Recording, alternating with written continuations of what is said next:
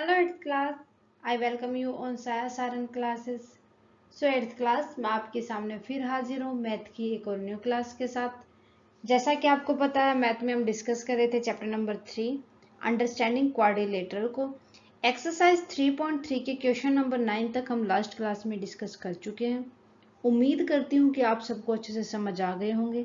फिर भी किसी क्वेश्चन के रिगार्डिंग कोई भी डाउट रहता है तो प्लीज़ आप हमें कमेंट करके बता सकते हैं। स्टूडेंट आज हम डिस्कस करेंगे question number 10 and 11 of exercise 3.3। देखते हैं question number 10। Explain how this figure is trapezium. आपको फिगर दे रखी है KLMN। आपको बतानी है कि ये फिगर ट्रेपिज्म है किस तरीके से। Which of its two side are parallel. इसकी दो साइड पैरेलल होनी चाहिए, तो इसके लिए हम दो साइड को अगर पैरेलल बता दें, साबित कर दें, तो दैट मीन ये ट्रेपिज्म हो जाएगी। अब ये दो साइड पैरेलल हम कहाँ से बता सकते हैं? जो हमारे पास गिवन होगा उसी के अकॉर्डिंग तो हम देखेंगे। तो गिवन हमारे पास है angle L 80 degree, angle M 100 degree. So ये दोनों के दोनों जो एंगल हैं वो हो गए इंटीरियर अपोजिट एंगल ऑफ है।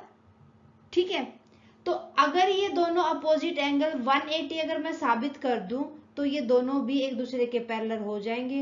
अगर ये दोनों एक दूसरे के पैरेलल हो जाएंगे तो एक ट्रेपिज्म बन जाएगी, है ना। इतना सा तो है। देखो फिर सॉल्यूशन में हमारे पास पता है हमें कि हेयर M प्लस में L,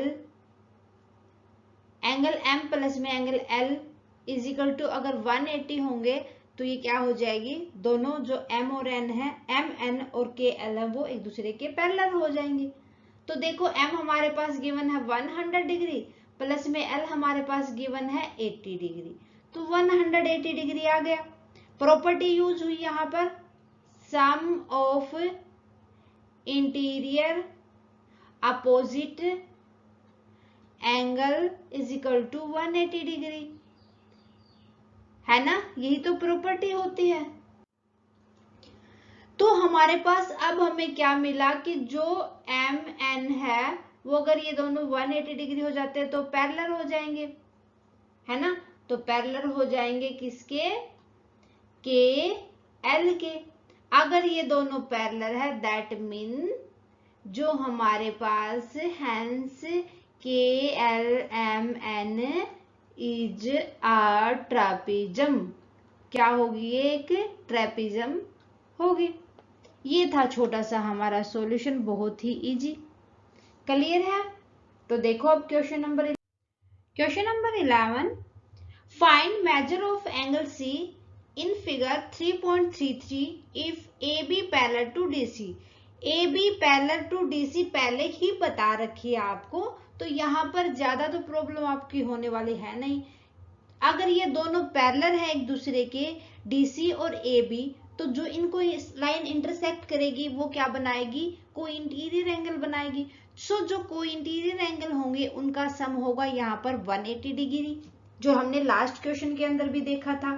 ठीक है, तो लास्ट क्वेश्चन में हमने जो पढ़ा था ना समथिंग उसी की तरह है। ये हमें पहले तो एंगल दे रखे थे दोनों और पैरेलल बताने थे, यहाँ पर हमें पैरेलल दे रखी है लाइनें और एंगल बताने हैं।